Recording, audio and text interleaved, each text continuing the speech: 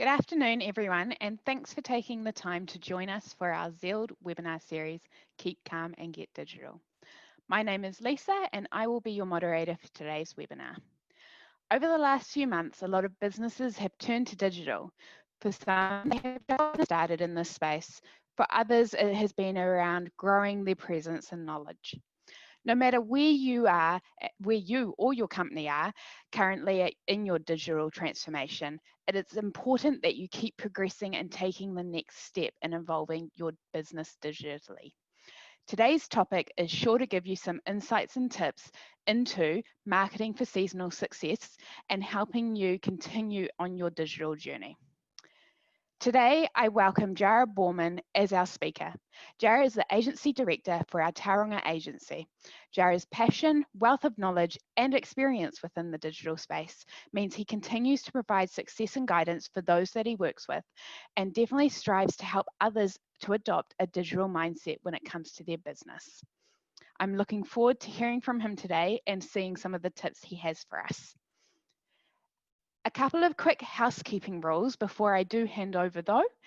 So this is you're on Zoom at the moment and you'll all have a settings bar down the bottom. So if you haven't joined us before and you can't hear me, then the audio settings here is where you'll need to look in order to see that they're set correctly for you. If at any point you have a question for us, feel free to use the chat or the Q&A to get that question through to us.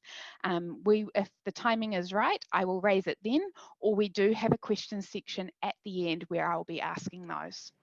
In terms of raise hand, if you're willing to speak to us directly, then you can use raise hand and we can have you ask your question that way. For now though, I hope you enjoy today's session, and I'd now like to invite Jared to take us through his presentation. Thanks for that great introduction, Lisa. So welcome along, everybody. It's really nice to have you all here today for our topic, planning for seasonal success. The reality is that not all selling times are created equal. So there are always going to be peaks in demand, and creating the right seasonal offers will allow you to take advantage of this. The most successful businesses I work with all have a very robust and well-developed seasonal marketing calendar and plan, which they refine as each year goes past. And so today we're going to run through how you can start doing this sort of thing and taking advantage of those seasonal fluctuations in sales and make sure that you get the most success out of that.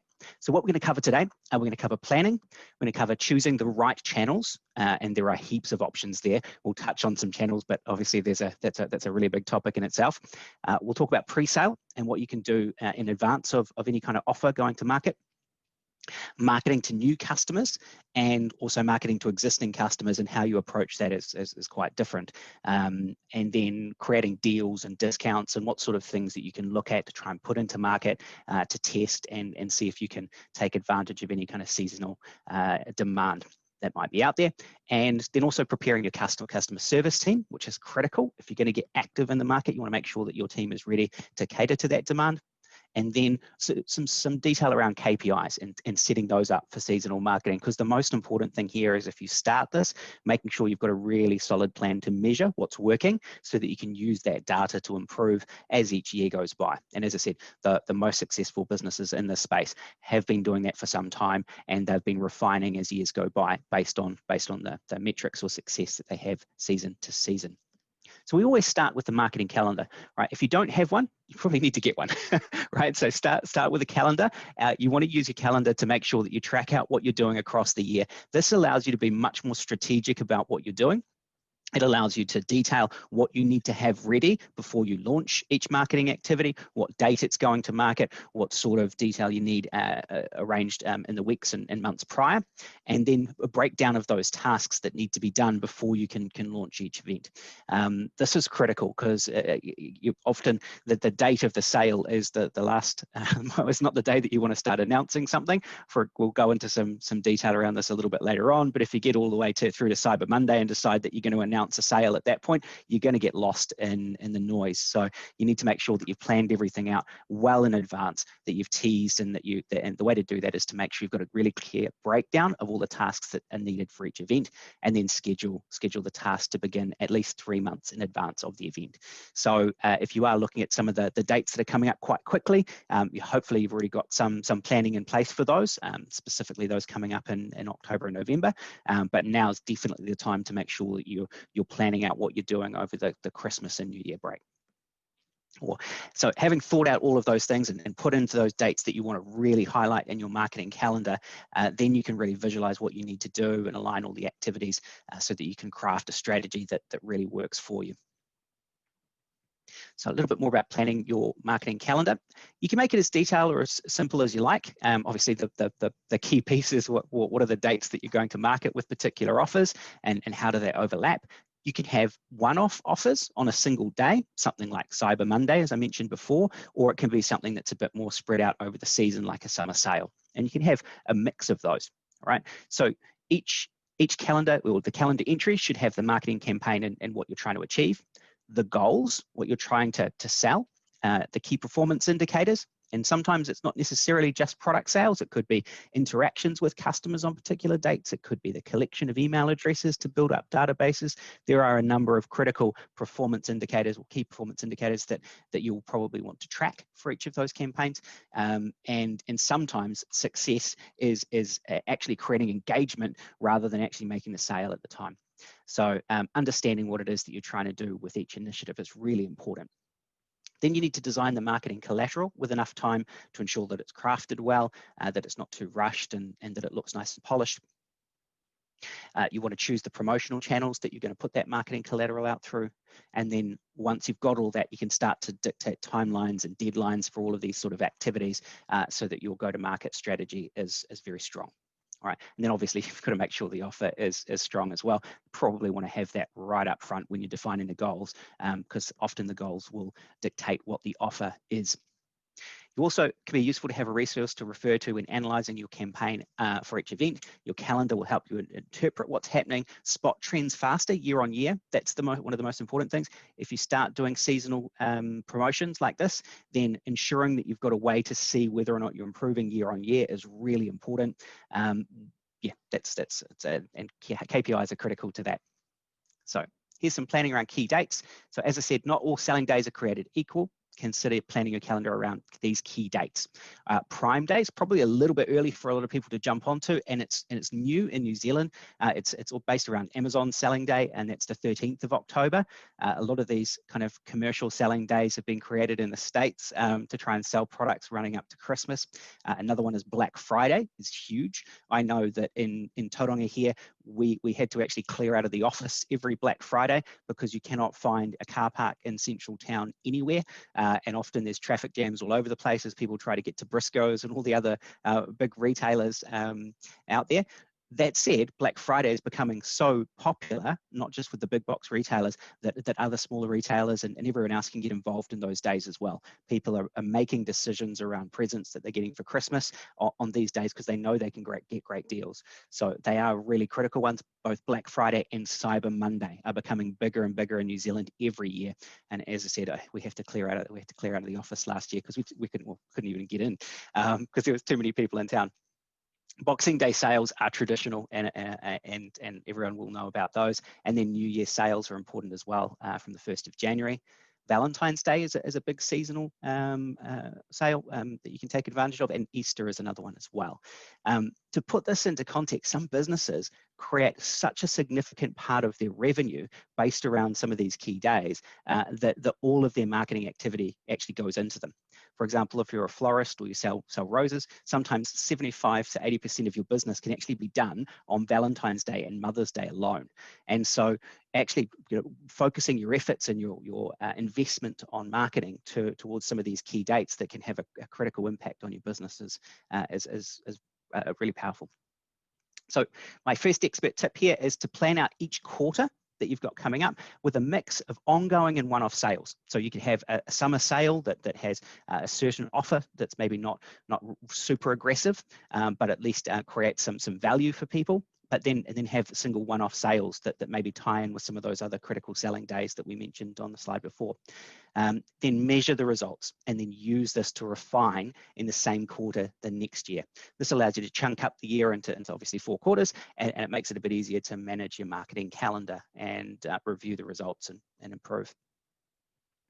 So next, you've got your offer, you've got your dates, and you've kind of picked what you're going to do. Right now, you've got to work out how to get out and talk to people. So you've got to pick the right channels.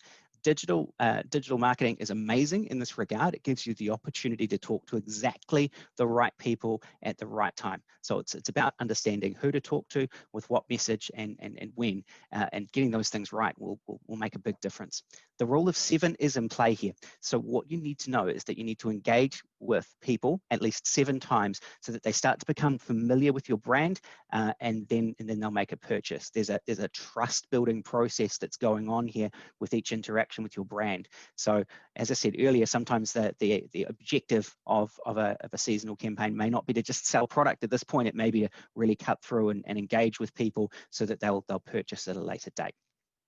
Being visible in multiple platforms allows you to do this and start working this rule of 7 and stay on top of mind and help persuade people to convert. So here are a few things that you should consider when you're choosing your marketing platforms. Right, what is your budget, right? So if your budget is not high, then probably going after like TV advertising on prime time, it's probably not going to work, right? So you're going to need to look at something that's much more tighter, that's much more focused, that aligns to your target demographic. It'll allow you to be more efficient and keep your budget lower. If it's higher, then TV is great. Look at what your target audience is. That's most of your decisions should be based around who you want to talk to, where are they, what platforms are they on, what media are they consuming, and then you can look to see what sort of content they're consuming, and that'll determine how you best position your offer to them. And segmentation capabilities. A lot of digital marketing platforms now allow you to segment target audiences up into some very, very refined channels. For example, on social media, because people download the Facebook app, as an example, it understands what other apps have been downloaded on the phone, and you can actually target based on the type of app that someone's downloaded if you wish. So there are some phenomenal segmentation capabilities, especially in social media. Everything you do, once again, I've actually said it several times, I'm going to say it again, measurability is critical. Understanding what's happened and what you're getting back from your marketing initiative is critical. It allows you to learn. And there's a saying in the marketing circles that you either win and make heaps of sales, or you get enough data and you learn how to do it better next time. So a little bit more on choosing the right channels. So there are many different channels available, and websites and social media are very, very effective for seasonal marketing. Now, the reason for this is that the website allows you to convert from an e-commerce point of view, and that works in very, very well with social media platforms, which allow you to engage with people at scale. All right. According to Shopify, excuse me, 94.1% of e-commerce businesses say websites remain to be their most effective sales channel. So often you do the engagement in social media, you get them out of that environment into a selling environment on a website where the actual transactions take place. Many businesses also look to SEO, search engine optimization, and social media giants like Facebook and Instagram to attract new customers. So SEO is the process of optimizing your website so that it appears highly in Google search results. We tend to look at that as what's called directive marketing. So that's someone who's actively looking for what you provide. They're doing keyword searches for your products. And so connecting with businesses in that space is very, very powerful if people are already aware of your product or have a demand for it. If you have a new product that people are not aware of and you need to stimulate interest and demand, then social media comes into its own, because that's where you can reach particular people, get across key messages, and get them excited about your product. When retargeting to existing customers, so this is if you've got a database of people to market to, businesses tend to prefer a mix of email, social media, and Google Ads to provide segmented and highly personalized marketing messages. The holy grail here is to engage with people, maybe through social media or SEO, bring them into your shopping environment, collect their details so that you then have a database to work with. That database of existing customers is worth its weight in gold. And so everything that you do should be also trying to sell, but also trying to help build that marketing database. makes it a lot easier to run seasonal promotions if you have an active database of people that you can talk to. So if you're going to make an offer, don't wait till Black Friday or Cyber Monday to announce it, because you really should be teasing your offer. There's people are going to spend a lot of money on those days, but there's also a lot of competition going on. So giving people a little teasers and giving them a little bit of information about what's coming up and what to look out for is going to be really helpful in making sure that your offer cuts through. All right, so don't be afraid to use paid ads to get more customers during this time if you've got a really strong offer. There are a few ways to balance your ad spend to make sure that you get good return on investment from major marketing events like these. The first is to promote early. Launch your ad campaigns at least ideally a month but at the minimum weeks before the major event. This will allow you to create that awareness of what's coming up with both existing and potential new customers, and create a group of audience that are ready to find out about this offer or take part in this offer at least a few days before the event itself. Make sure that you're targeting the right keywords that have high intent. Right, so what do I mean by high intent? High intent is that there are a range of different keywords people could search for your products and services. If they're searching quite broad or vague or very general terms, then they're possibly just starting out doing their research. Right? If they're starting to search very specific keywords, often multi-term keywords, then they're often quite a little bit further along the purchasing process and there is more intent to buy. So let's say if you're just doing a search for shoes or running shoes, at that stage you may be just starting to get an understanding of what sort of shoes are out there. But if you started searching for size 11 Nike and then a particular type of Nike shoe, you're actually much closer to buying. And so that is what we call a high intent keyword. So what have we got here? Cropped discount shirts instead of cropped shirt style ideas. So one of them is research, the other is buying, and there's a bit more intent to buy in that first term. So use your budget towards getting more people who are ready to purchase now. Optimize conversions on your website. So we often talk about in digital marketing a conversion funnel. We interact and engage with people off the website. Then once we engage them and bring them onto the website, we will work through a conversion process, often through to a checkout. And we try and ensure that whole process is as smooth, as easy as possible, and ideally as few clicks as possible as well. Each additional click is like a blocker that someone has to get past to be able to actually convert.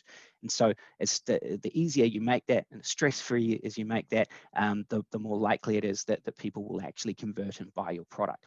So some blockers that we've got there is slow page load speed, misspelling, poor product information. It could also be that, as I said, there was just too many clicks in the way. It could be that you surprise them with quite a high shipping fee at checkout is another big conversion blocker. So understanding those steps that your customer goes through on their conversion pathway is really critical, and smoothing that out and optimizing that is critical. Now, when it comes to marketing to new customers, and this is often where a lot of people are starting, then you want to make sure that your efforts aim towards brand, what we call brand indoctrination. It's having an irresistible offer to people that reaches them and gets them familiar and placing quite a lot of value on your brand. That's one of the first goals, is because if people trust and value your brand, they are more likely to then buy from you in the future. And when you're first targeting new customers, this is a critical process to go through, that trust building process. So according to Shopify, the top 5 most effective new customer channels for businesses are Facebook. So 72.5%, and that is paid Facebook. As a business owner, just doing organic posts is not going to get you the reach that you need. You will need to spend money with Facebook as an advertising platform to reach new customers. That said, the cost to do so is very low. A very efficient media channel is Facebook. Then Instagram is coming up very quickly. Year on year, it continues to grow. Paid search has always been very powerful and continues to do so. Instagram organic, you do get more cut through on Instagram organically than you do on other social platforms, so it's still a good one to use. Search engine optimization is still very powerful too. And those are just obviously the top 5 things that you can look to do to help reach new customers. So there's a mix there of what we call stimulative and directive advertising. So paid search and SEO are for people actively looking for your product, whereas the Instagram and Facebook options are introducing your brand to new people that may not actively be searching for it.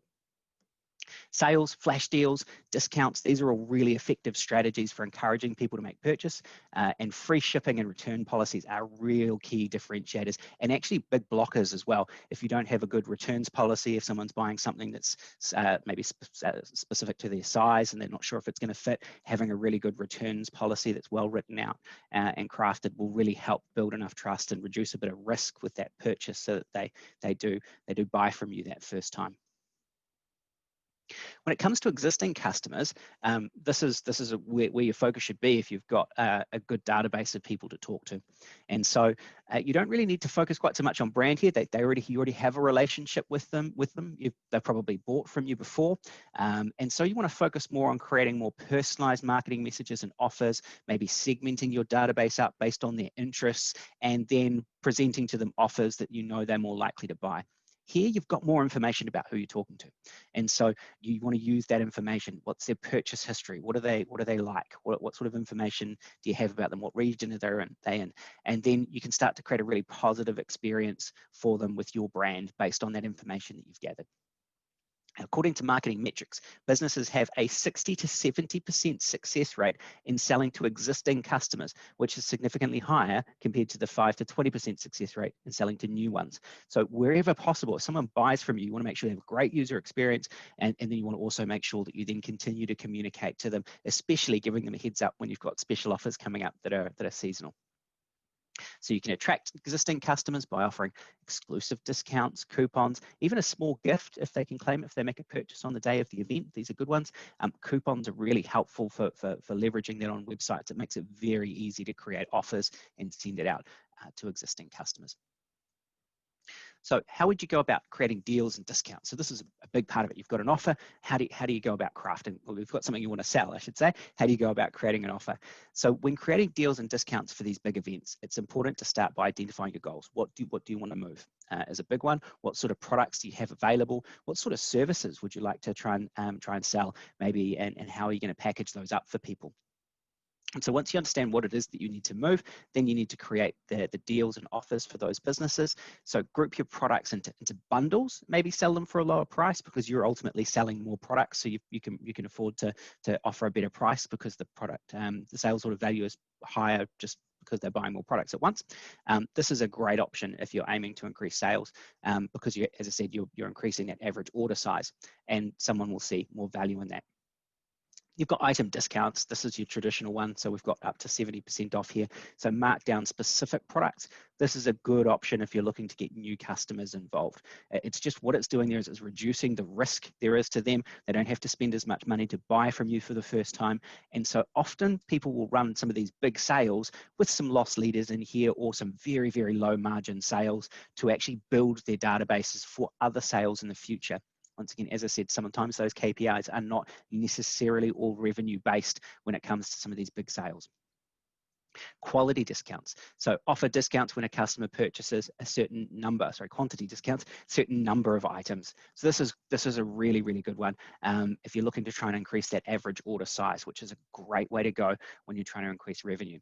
So this could often be things like free shipping over a certain amount is another way to do it. We start to offer a percentage discount based on the number of items. See that one work very, very well. So then when you've got a flash sale that is a time-bound promotion, this is ideal if you're looking to boost brand awareness among potential customers. And these sort of flash sales are the type of things that you can run in some of these bigger events. So you can tease that you've got a flash sale coming up on Black Friday, which is only that day only and maybe repeated on Cyber Monday. But yes, the idea is that you make them time sensitive. It helps create urgency and helps improve the demand for your offer. Free shipping is huge. As a e-commerce specialist at Zeald, we understand the importance of getting the shipping fees right on your website, and the shock of seeing a big shipping fee can put a lot of people off, and is one of the big reasons why some sites get abandoned cart rates that are quite high. And so offering free shipping on all your products or on certain product purchases is a great way to encourage sales. So deals and offers that you can maybe use for service-based businesses. You can do prepayment discounts. That's great if you're earning through subscriptions, or you can offer a discount to your customers on the next week, month, or quarter. Yeah, it's a great way to do it. You could also offer loyalty rewards, so give incentives, gifts, or discounts for your most loyal customers. Vouchers are huge, and so they can often be discounted ones, especially if they're time sensitive. It's a great way to sell a lot and maybe even pre-sell some of your services as well. If you're doing that a lot over the Christmas period, it can also help generate that extra revenue you need to see maybe over a slower period in January. Preparing your customer service team is really important too. As I said, once you're bringing people on, the key here is for them to have a great experience with you, especially if they're new customers, so that you can then sell to them again in the future. And so with the uptake of these, you need to make sure if you're doing if you're an online retailer, make sure your dispatch process is really tight so that these products go out straight away, and be ready for an influx of customer inquiries and support around this as well. So check yearly trends and create a game plan here. So if this is another thing that you want to monitor as a KPI as well, potentially, is how many support queries you're getting after a big sale. That will help you make sure that you've got the right resources deployed when you maybe even scale those promotions in future years. Make sure that your customer team has all the service or product information they need, right? If you're selling a new product or you're looking to sell a lot of a specific product, make sure they have all the information that they need to answer any queries. That will help smooth out any rough edges in your promotion and help improve your conversion rates as well. Create a list of the most common questions you receive from customers and craft a canned response for each one. Even more so, maybe take some of those and put them into FAQs on the product pages for you on your website. Answering those questions even before they've purchased can be quite powerful too. And have as much product or service related information already on your website, as I was kind of mentioning, and take care of your team as well. Make sure they're ready to handle that influx of queries. Sometimes it can be a pretty stressful time, especially with some of these big sales if they take off. So the happier they are, the more they'll look after your clients as well. So mentioned this quite a bit throughout the presentation so far. KPIs are critical. Identify and set what your KPIs are for each campaign that you're going to run. What do you want to get out of it? What products do you want to sell? What does it look like? And so evaluate the marketing campaign performance afterwards, because this is what the KPIs will do. Spot yearly trends. Identify what's working and what's not. The iterative process with marketing is really powerful. Small changes can have a big impact, but the only way that happens is if you know what's happening year on year, so that you've got a way to test the difference between changes. So make smarter, data-driven decisions for your future campaigns. If you're using Google Analytics with clear conversion goals, you can see what's happening on your website right from when someone first interacts with your campaign all the way through to purchase or not purchase. Sometimes understanding why people are not purchasing is even more critical. So digital marketing KPIs can keep an eye after each event on the transaction volume and the cost per transaction, the total revenue that's generated, and any other types of conversions that you might have as well. People filling out forms, asking questions, interacting with live chat, or even a chatbot on your website perhaps. And the cost per click, what's it costing you to get each person through to your website? So making sure you've got a benchmark for those that you build and try and break each time or each season. And then last little expert tip here. So start planning for your seasonal offers for summer now. So make sure you've got them all ready to go before you hit December. And in some cases, you want to be even teasing them in November before you hit that December silly season. And ensure that you measure everything so you can tune, improve things for the next years. And that's me.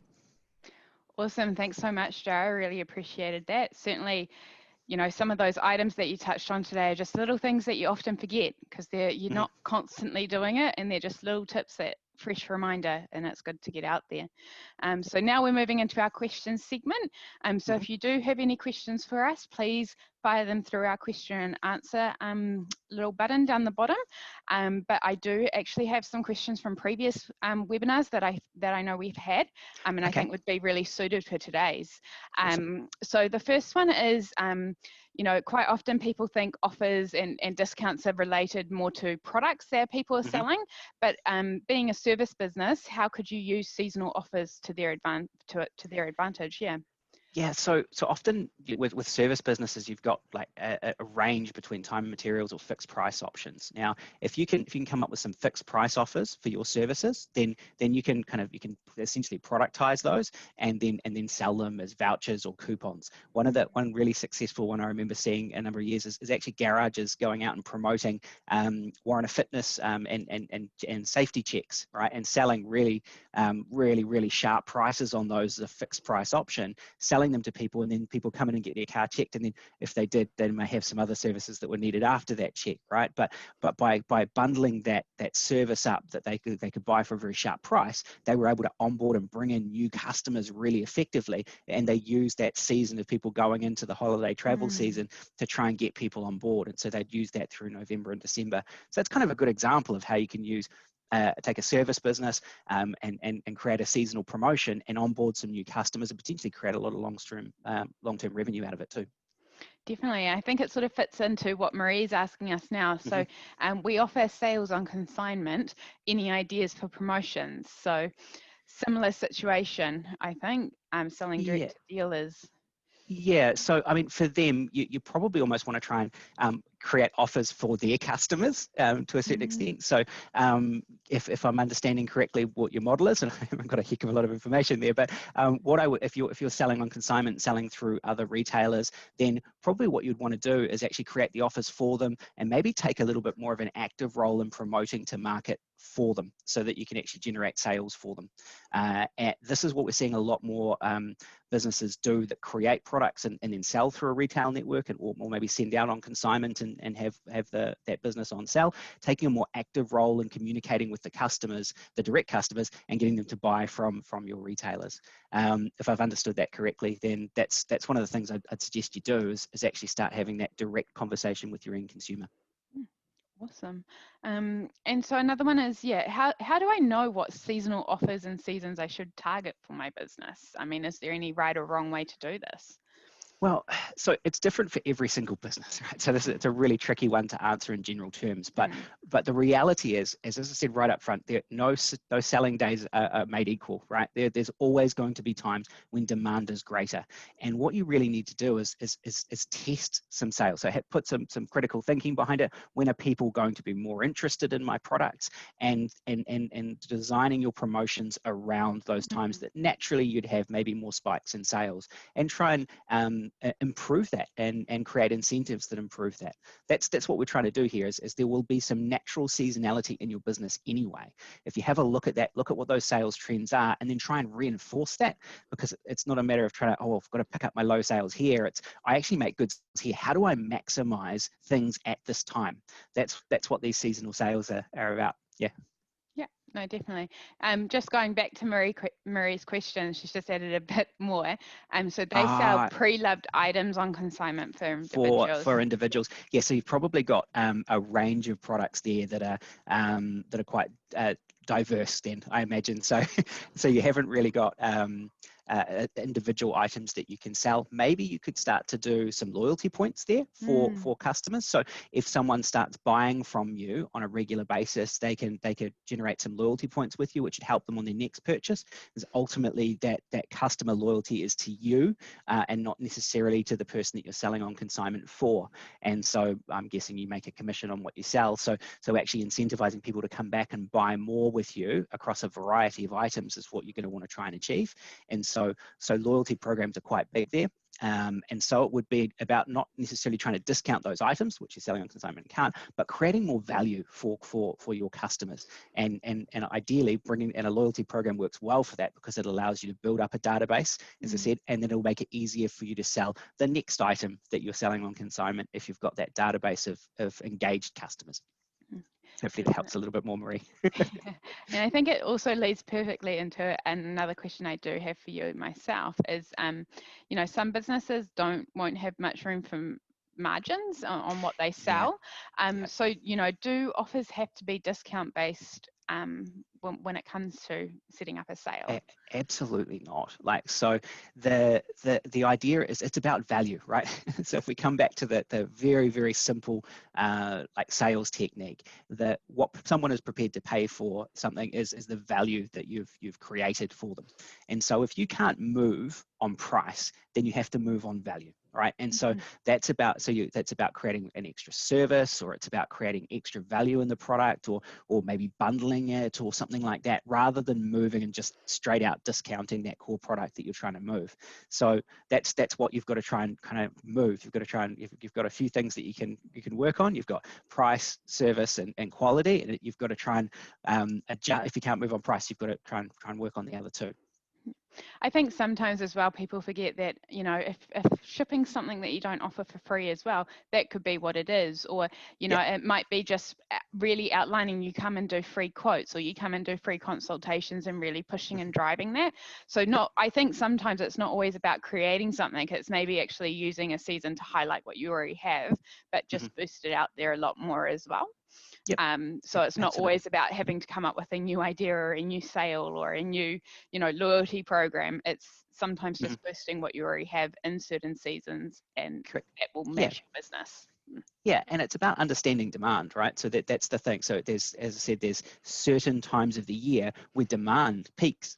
And it's about being in that conversation, often just before it peaks, so that when it does, they already know about you. That's what we're kind of getting at. But yeah, it doesn't always have to be about price. And so yeah, great, free shipping's a great one. If you can do that, that has a really big impact. And yeah, making that a time sensitive thing as well to create urgency is really powerful.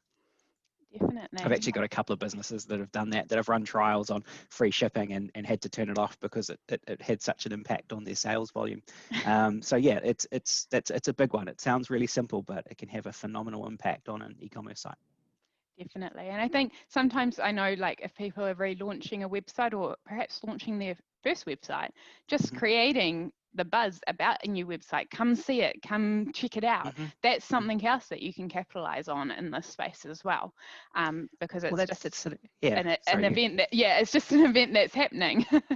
Well, to a certain extent, that's about the service that you're providing, right? A new website is a new way of, or a better way of servicing your clients. And so that's one of those things I'm saying. You don't have to always be on price. It can be on the quality of that service that you provide. And the website is like the shopping experience that people have when they walk in store. You can be really service focused with your website. No, awesome. No, thanks so much for your time today, Joe. I really appreciated the presentation that you've put together. And like I said, certainly a few tip reminders you've brought for me, and I'm sure shared with a lot of other people here today as well. Well, thank you, Lisa.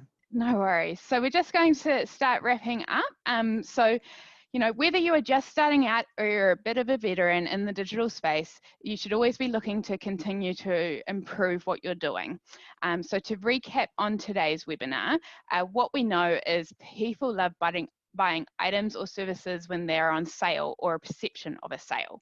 So if you ask someone who has returned from a sale or a deal on how much they spent, or what they're getting, they might not be able to tell you, but what they can tell you is what they saved, or the deal or bundle they got. And that's so true. You know, like, oh, I bought, it was buy two, get one free or something. And so, you know, they'll tell you about that, but they can't actually tell you what the price of that was. So that's definitely a key here for what we've discussed. So the opportunity though for everyone right now is to start a marketing calendar if you don't have one. Use it to start plotting out the main seasons for your business, and put a plan in place to capitalize on those. The prediction is that businesses that have a plan in place with clear objectives and goals will often be more successful, especially in digital, because you do need that time to plan. And so my recommendation, very simple one, start a marketing calendar. It's never too late. So you might as well start now. And you can start quite simple by just using it to highlight what sales and offers over a year you have, and then expand that out to sort of start plotting your social media posts or your emails, newsletters around that, rather than just doing it ad hoc and forgetting that, oh, in a month's time, it's actually Mother's Day and I want to do something special for that. So it just helps you focus your digital plan there. So just a little bit about Zeald as well. So Zeald has helped transform over 15,000 businesses digitally over the last 20 years. And if you would like support in setting up your digital plan, or just finding out a bit more about a digital strategy that may assist with your business, then please get in touch with us. We do provide free strategy and website audits with our experienced team of digital business strategists. We also, Zeald provides services under the Regional Business Partners Program, so you can find out a bit more about that with us, or you can visit a Regional Business Partners website and find out more directly through them. Just also highlighting that we are continuing on with our Get E-commerce movement. So GEM, this is where we're offering free websites, which have 12 months free hosting and only a success fee on sales that are made through the website, to businesses in New Zealand that need to take that first step and get a website online, or perhaps advance what their current website is doing for them. So you can find out more about that on our website, zeald.com. And then last but not least, we do have next week's webinar. So this is 7 psychological triggers to increase sales. So in this webinar, we're starting to learn what makes people want to buy, and how to use that best for your business. So please come along to next week's one. I think it just builds on what we've talked about today as well. And if you've missed parts of this webinar or want to view it and pause it at certain places to quickly write down some tips you maybe missed, then please visit our website as well. We keep all our webinars in there. So that's all we have time for today. Thank you so much for joining us, and thank you again, Jara, for your presentation today. Enjoy the rest of your day and look forward to seeing you here next week. Thanks all. Cheers.